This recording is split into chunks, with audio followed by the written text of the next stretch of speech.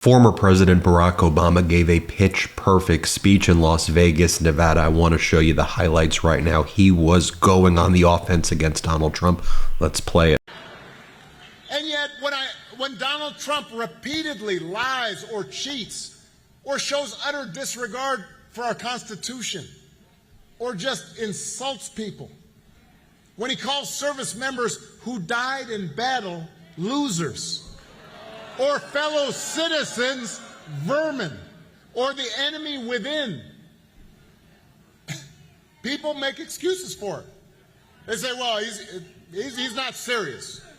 He's not. Everything a president says is serious. Everything that somebody who's aspiring to office is listened to. And people make excuses for it. They think, well, it's funny, or it's okay as long as our side wins. And I've noticed this especially among some men who seem to think Trump's behavior of bullying people or putting them down is somehow macho sign of strength.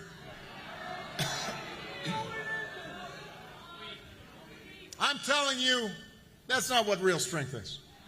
Never has been. Real strength's working hard. Real strength's carrying a heavy load without complaining. Real strength is about taking responsibility for your actions.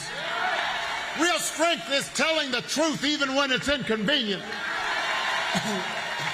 Real strength is about helping those who have less or need some help, standing up for those who can't always stand up for themselves. That's what we should want in our sons and our daughters. That's what I want to see in the President of the United States. Here's another clip of former President Barack Obama talking about the importance of character. Let's play it. One of the most disturbing things about this election, about Trump's rise in politics, we seem to have set aside the values that so many of us were taught. A few weeks ago, one of the deadliest hurricanes in American history. President Biden, Vice President Harris, they're down meeting with local officials, comforting families, making sure aid is in place. Donald Trump and his running mate made up stories about the Biden administration withholding aid, giving it to undocumented immigrants, not giving it to Republicans, just making this stuff up. Even Republicans on the ground, even MAGA Republicans on the ground, said it wasn't true. So my question is, when did that become okay? How can it be okay? And here former President Barack Obama talks about the plan that he had developed to address pandemics that Donald Trump threw away when Trump went into office. This is very important. Listen to all of this. Listen, when I was president, I'll give you just one other example. And I want you to use this example when you're talking to folks who say it's not going to make any difference. I had been talking to scientists for a while, and so in my last year in office, we put together a playbook for how to deal with the eventuality of a pandemic. Because scientists had been saying with globalization and travel, et cetera, rising populations, that at some point there was going to be a pandemic. And so I said to my team, I said, we got to have a plan, just like you do for hurricanes or tornadoes or natural disasters. So we put together this whole playbook. And we practiced the playbook. We'd get all the agencies. This is how we're going to respond. This is how to make sure that the public health systems in all the states are working. Here's how we're going to think about the schools. And when Donald Trump came in, we gave over this playbook to them. And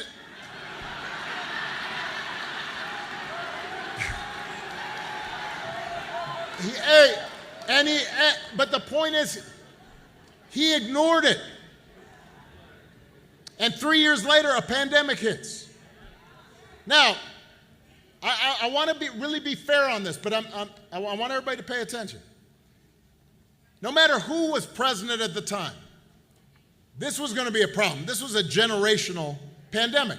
People were going to get sick. People were going to die. We didn't have a vaccine right away. Businesses were going to have to shut down for a while. Travel was going to be restricted. But if you look at a country like Canada, their per capita death rate was 40% lower than it was here in the United States. So just do the math. That's more than 400,000 people.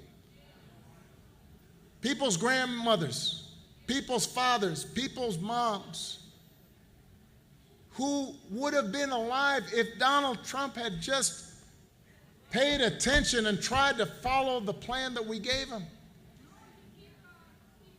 It might have been somebody in your family that could have been impacted. So if somebody tells you that this doesn't make a difference, having somebody competent, somebody who cares about you, who listens to ordinary people, who listens to people who are experts in these areas, if you hear somebody say it doesn't matter, it does matter. And at some point, it will make a difference to them. And if that... Then former President Barack Obama talks about the importance of the Affordable Care Act and how Donald Trump wanted to repeal it. Let's play it. Point number 2. When it comes to health care, Donald Trump has got one answer. He wants to end the Affordable Care Act. He doesn't even really know what the Affordable Care Act is or how it works. He just knows I did it. No, that's the truth.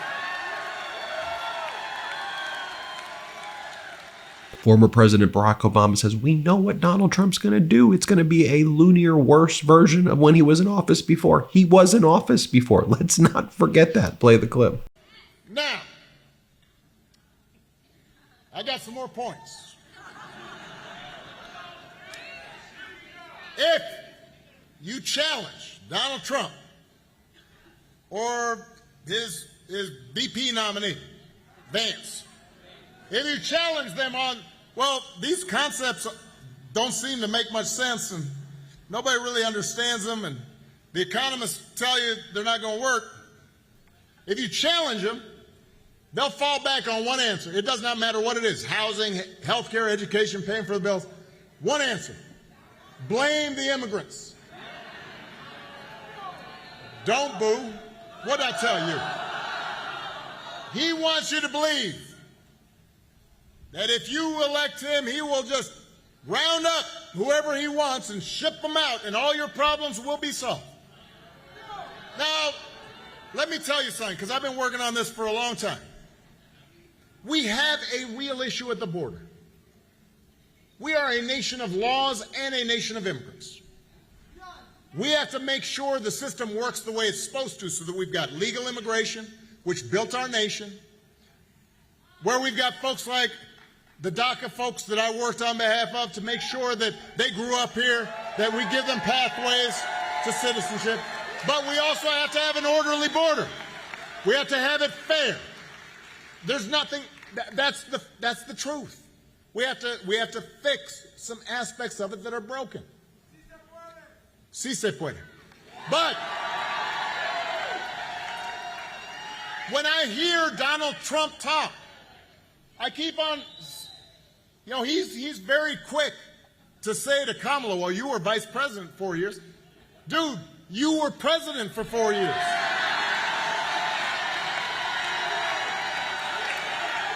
As I recall, you were up there in the Oval Office. So if rounding up and deporting millions of desperate people, many of them who are women and children, if that's the answer to everything, well, why is it that the number of undocumented immigrants were basically the same when he left office as when he took office? He didn't solve the problem, and I'll tell you why. Because he does not have a real plan. He has a concept of a plan, and it's a mean and ugly plan designed to foster resentment and divide people. You know what would actually bring order to the border? Help fix our immigration system? There was a bipartisan deal just a few months ago. Kamala Harris supported it, even though it was written by one of the most conservative Republicans in Congress. That same bill, Donald Trump purposely told Republicans in Congress, do not vote for it. Not because he thought necessarily that it won't work, but because he wanted to keep the issue to campaign on. He thinks fear-mongering is how he's going to win this election. We do not need a president who will make problems worse just to make his politics better. We need a president who actually cares about solving problems and making your life better, and that's what Kamala Harris will do. And former President Barack Obama talks about how elections do matter. Elections have consequences, folks. Play the clip. As frustrating as politics can be sometimes, elections really do matter. Listen, I understand how, especially in today's climate, politics just seems so mean and nasty, and there's so many lies floating around, and people get on these doom scrolls on TikTok, and it's like, oh man, that's terrible. Oh, that's worse. That's terrible. Oh my God. And so you get frustrated, and it feels like nothing's gonna work. But the truth is, when you vote, it matters. It can make your life better, or it can make it worse. Sometimes I talk to folks who don't think it's going to make a difference whether Kamala Harris or Donald Trump wins. Yeah, no, you guys know people like this, right? I mean, they're not bad people. They're just like, politics, it's not going to make any difference in my life. They figure it's not going to have an impact. And I constantly have to remind them, yes, whoever's president, they're not going to end poverty overnight. They're not going to end racism. Right? You're not suddenly going to not have to go to your job and listen to your boss. Things are not going to suddenly be perfect. But you know what? It makes a difference. When I passed the Affordable Care Act, almost 50 million people got health care that they didn't have before. That made a difference in their lives.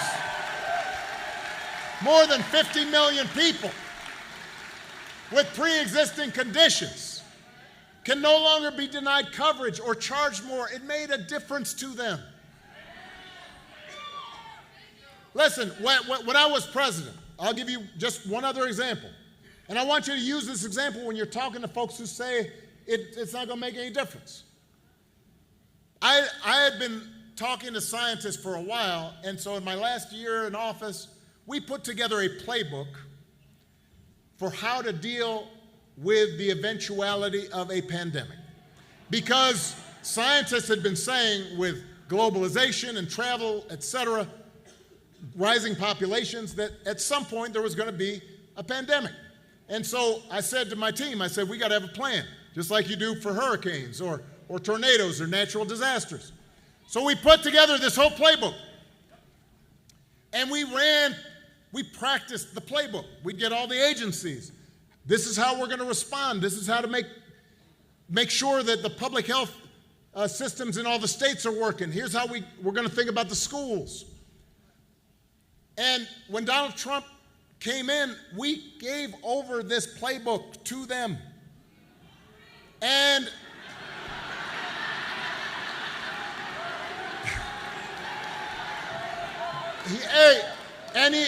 but the point is, he ignored it. And 3 years later, a pandemic hits. Now, I want to really be fair on this, but I want everybody to pay attention. No matter who was president at the time, this was going to be a problem. This was a generational pandemic. People were going to get sick. People were going to die. We didn't have a vaccine right away. Businesses were going to have to shut down for a while. Travel was going to be restricted. But if you look at a country like Canada, their per capita death rate was 40% lower than it was here in the United States. So just do the math. That's more than 400,000 people. People's grandmothers, people's fathers, people's moms, who would have been alive if Donald Trump had just paid attention and tried to follow the plan that we gave him.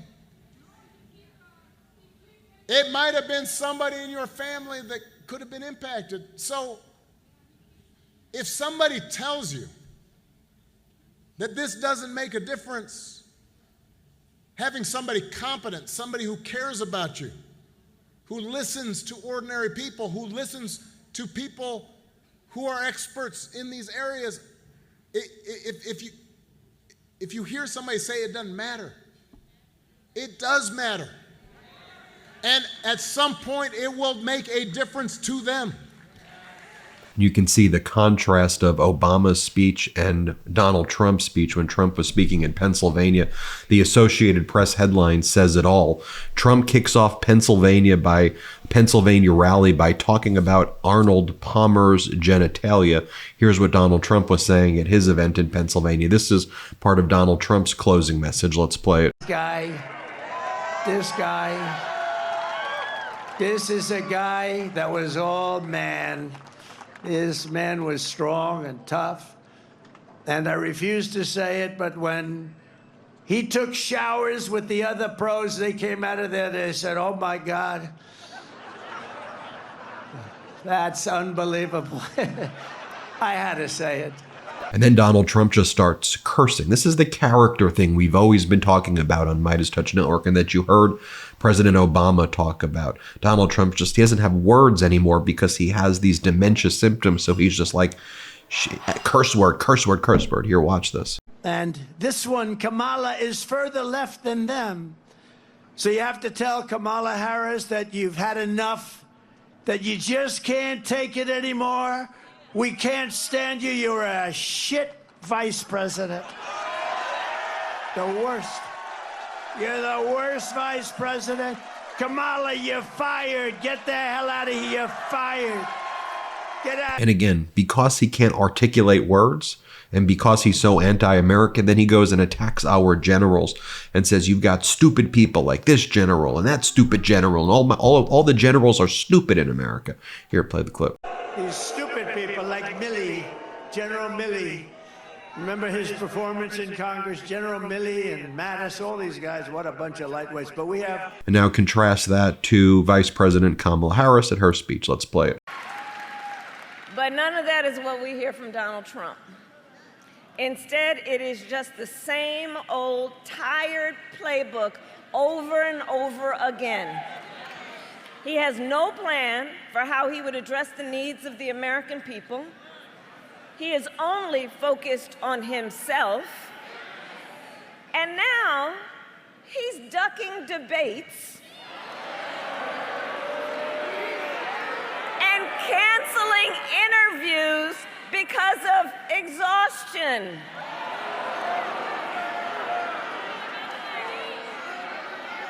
And when he does answer a question or speak at a rally, have you noticed he tends to go off script and ramble?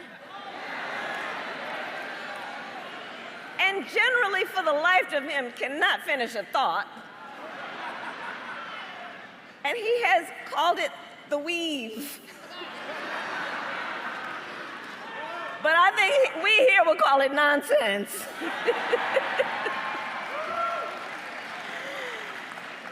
So, folks, for these reasons and more, it is time to turn the page. It's time to turn the page. Folks, I've got an important ask for you right now. It's very important. Democrats need more momentum in Clark County. I think the numbers in Clark County, Nevada, and in early voting in general in Nevada is lagging. So I think it's important that if you live in Nevada, you make a plan to vote and you early vote right away. If you have people that you know in Nevada, let them know about early voting right away.